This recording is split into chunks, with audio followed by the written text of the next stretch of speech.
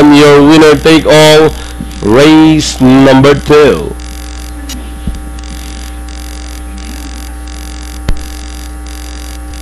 And they're on the way. Big Buddy draws for your lead. Por favor.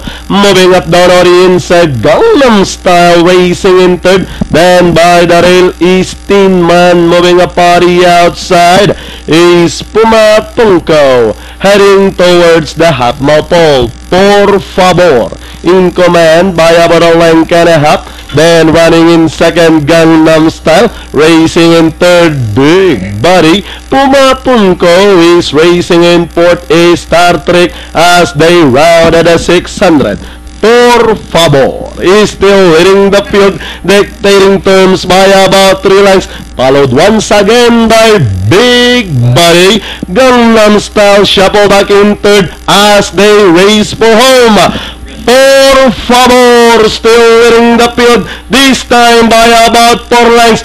Big Buddy still in second and Gangnam Style with 150 to go. It's the favorite. Por favor, he starts to draw away by about 5 lengths over Big Buddy. And finally, it's Por favor.